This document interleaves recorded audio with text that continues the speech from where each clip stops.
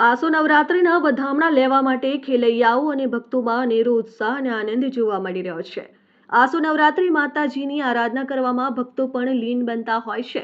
મા જગદંબાની આરાધના કરવા માટે આસો નવરાત્રિમાં ગરબા રૂપી શણગાર કરેલી માટલીનું સ્થાપન કરી 10 દિવસ તેની પૂજા અર્ચના કરવામાં આવે છે.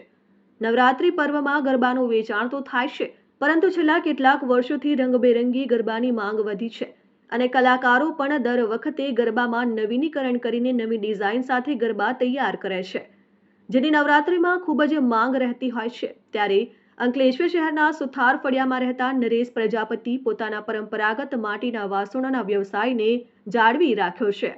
તેઓ આગામી આસો નવરાત્રિમાં ગરબા રૂપે સ્થાપિત કરાતી માટીની માટલીઓને તૈયાર કરી રહ્યા છે. તેઓ પોતાના પરિવાર સાથે નવરાત્રિની તૈયારીને લઈ ભક્તોને આકર્ષિત કરી શકે તેવી અવનવી માટલીઓને આખરી ઓપ આપી રહ્યા છે. નવરાત્રિ પર્વમાં ગરબાનું વેચાણ તો થાય છે, પરંતુ છેલ્લા કેટલાક વર્ષોથી રંગબેરંગી ગરબાની માંગ વધી છે અને નરેશ પ્રજાપતિ પણ દર વખતે ગરબામાં નવીનીકરણ કરીને આકર્ષક ડિઝાઇન રંગથી સુશોભિત કરે છે, જેની નવરાત્રિ દરમિયાન ખૂબ જ માંગ રહેતી હોય છે. ત્યારે હાલમાં ₹100 થી લઈ ₹300 સુધીના આકર્ષક ગરબા તૈયાર કરી વેચાણ કરી રહ્યા છે. મારું નામ નરેશ એમ પ્રજાપતિ છે અને ઘણા વર્ષોથી હું છૂટાફળિયા પિરામણ નાકા અંકલેશ્વર રહું છું.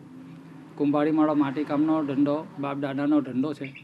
જન્માષ્ટમી, નવરાત્રિ ઘણી બધી માટલીઓ અમે તૈયાર કરીએ છીએ. નવરાત્રિના છેલ્લા દિવસો બાકી છે અને ઘણા સમયથી અમે આ નવરાત્રિની ફેશનવાળી માટલીઓ તૈયાર કરી છે, જેમાં અમે કલરિંગ કરી એને આભલા ચોંટાડી, લેસ ચોંટાડી નાની માટલીથી માંડીને મોટી માટલીઓ તૈયાર કરી છે, જેના ભાવ ₹100થી ચાલુ થઈ ₹200 થી ₹300 સુધીના છે. ઘણી માટલીઓ એવી પણ છે કે જે આભલા વગરની છે, સાદી છે, જે ગ્રાહકોની માંગ પ્રમાણે અમે તૈયાર કરી અને ગ્રાહકોને આપીએ છીએ. Dharmesh Patel, RN news, Ankleshwar.